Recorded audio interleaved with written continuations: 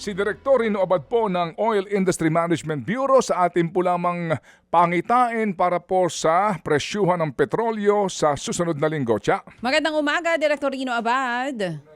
Direktor? Good morning Good morning po sa programa ninyo at sa ating mga kababayan po. Good morning. Thank you for being on the show. Direktor, last week meron tayong increase. Ngayon po ba sa susunod na linggo, ano po ang tansya ng DOE sa magiging presyohan ng produktong petrolyo?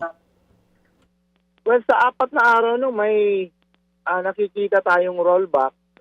Gasolina, ang estimate na namin nasa 80 centavo.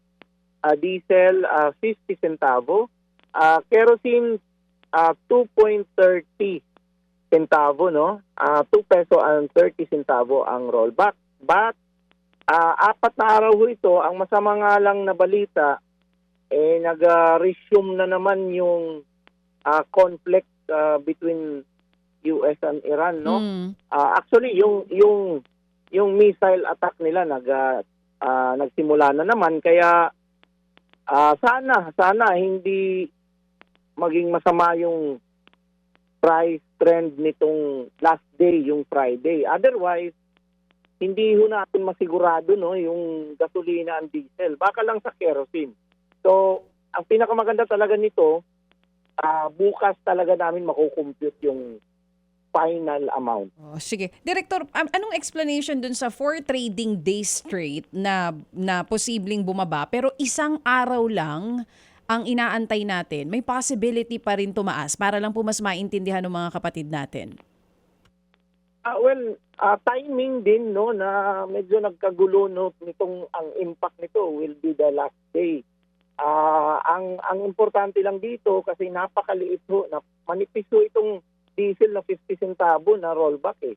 So, kung umepekto yung masamang balita na naman nung resumption ng kanilang atake, yun lang ho, napakaalanganin kasi yung maganda sana kung ang rollback natin gaya ng 5 peso, medyo mahirap burahin yun. Pero ito, 50 centavo ang computation natin sa diesel to date. So, medyo alanganin ho. Ang maganda ho talaga, malaman ho natin talaga ito bukas. Oo, so may kaba pa na isang araw, hindi pa rin sure na sure yung rollback. Tama po, Direktor, ano? Pero bakit po ganito lang kababa ang rollback? Ano po ang explanation doon?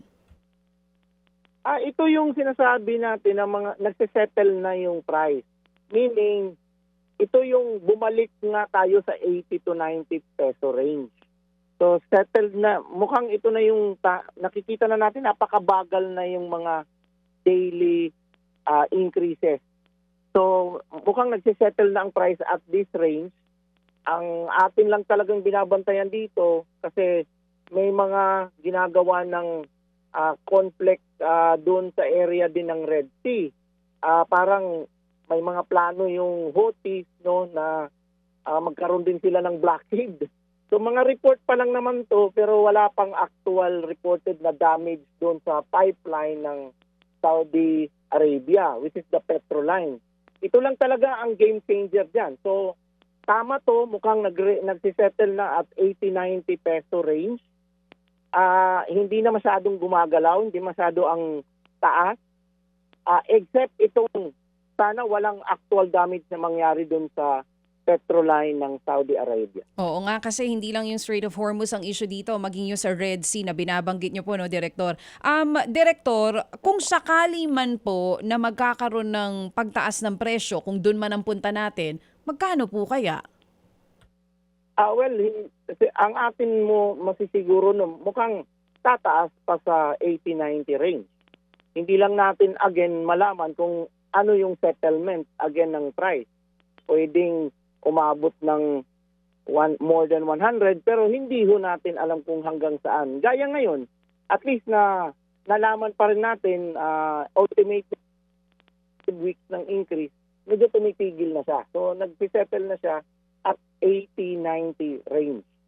Hindi lang natin alam pa ang magiging impact nung kasi mga 6 to 7 million barrels per day ang nilalabas doon sa Petroline ng Saudi Arabia. Out of the 21 million, at least per day, nakakalabas pa rin yung 6 to 7 million.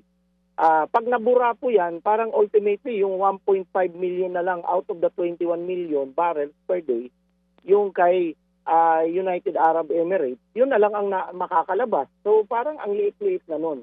So, game changer po talaga yan at sana hindi po magkaroon ng actual damage yung pipeline. Oo. So, kumbaga nasa thin line tayo ngayon. Hindi pa makapag-predict talaga po ang inyong ahensya kung taas o baba ang mangyayari sa susunod na linggo. Well, kailangan ho natin sa mga ganitong manipis na computation, kailangan ho natin siguraduhin yung 5 araw. Otherwise, kasi gaya ng last week, medyo malaki ho talaga yun. Kaya Huwebes pa lang, actually Wednesday pa lang, nung may nagtanong sa akin, sinabi ko na may increase talaga next week. Pero ito, alanganin ho talaga, Ma'am Chacha, no? So, pinaka-maganda nito, maigi talaga bukas. Yun ho ang final computation. Hayaan niyo, bukas programa kami dito para matawagan namin kayo. Hindi, joke lang. Hindi, oo. Anyway, Director, so basta ang importante lang ho dito, Director, yung assurance nga na kayo ang magtatakda ng hangganan nito. Yun nga ang maganda. At least ngayon, hindi man natin makontrol yung movement sa international price, pero nakokontrol na natin dito at nadidiktahan yung weekly adjustment. Okay. Meron ho bang, maiba lang ako, meron ho bang ngayon ang imbitasyon na sa inyo tungkol dito po sa amyenda sa Oil Regulation Law o mukhang nakaligtaan na naman? Well, pinafinalize na nga ho namin. By next week, Sir Ted, pa-finalize namin yung identify na mga section, mga 5 or 6 yata na sections yung mayroong kaming gagawing proposed amendment. Opo. At pag ito'y nalatag ng maayos, maliwanag din naman ang ipopropose namin ng mga amendment at mukhang sa clarity ng proposal, hindi ho problema. Sa decision na lang ho ng Congress ang aantayin natin kung ma-amend ito as soon as possible. As always. Salamat po na marami, Direktor, at kami po'y aantabay sa anunsyo ng DOE by tomorrow. Thank you, sir. Opo, magandang umaga ulit sa inyong programa, Sir Ted. Yan po ang Direktor ng Oil Industry Management Bureau. Mga kapatid, patuloy po kayong tumutok sa 105.9 True FM para sa totoong balita, impormasyon, music and entertainment. Mag-subscribe sa aming YouTube channel at podcast at sundan nyo kami sa Facebook, Instagram, X at TikTok sa True Network PH. Bisitahin din po ang aming official website, truefm.ph. At panoorin din kami sa True TV Signal, Channel 19. Kami po ang 105.9 True FM. Laging true sa'yo, kapatid.